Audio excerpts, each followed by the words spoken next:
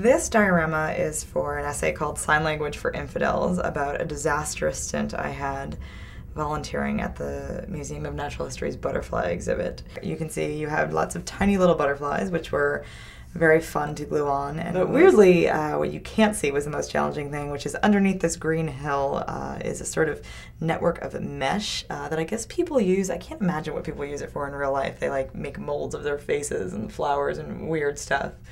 I say very judgmentally as if what I've done with it is totally normal. And the plexiglass actually I have because when you read an essay, one paragraph kind of flows into the other. All the essays actually have transparencies in the back. What I did was I went online and found images that I would like to be in the background of each scene. I had worked at a very upscale mall in Westchester County. Sounds a little bit crazy, and it is a little bit crazy, but if you're already doing this kind of thing, you look at a paperclip and you think, my God, that would make an excellent clothing hanger. And the lace one is actually made out of an old pair of underwear. I will have you know that it's clean. The jewelry that's beaded, I actually beaded. The earrings that look like miniature little Epcot center balls are actually my sister's from when we were really young. I don't know if she knows that I've decapitated them and put them in a cabinet and a diorama.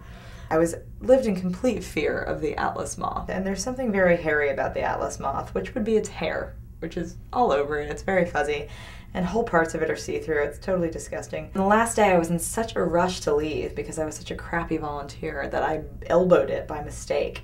And I ran out of there like I had the cooties on my elbow and ran back to my apartment, flew up the stairs, and went into the bathroom. As I was looking in the mirror, I realized that I was not alone. Yes, kids, it was coming from inside the house. I had a tiny little butterfly stuck to my lapel. What I did for this scene was to have my shower curtain covered in butterflies. The actual rings along the wire where there's a shower curtain are from the insides of pens too. The key also to this is something very subtle in the scene, which is the window, which I painted to try to look like that sort of broken down, gross, not well-kempt New York apartment. The window is open because in the essay I sort of debate about setting the butterfly free.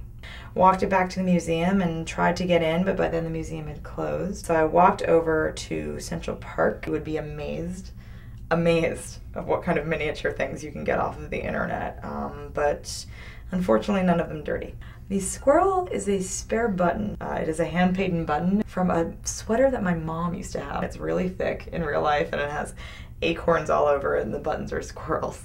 By the way, there was no squirrel there. I lied. There you know. There. After I realized that I don't know what I'm going to do with the butterfly, I try to set it free and it lands on a homeless guy on a bench, which is already kind of exploitative writing about the homeless guy, and actually trying to craft him in miniature seemed wrong. So that's why he doesn't have a head.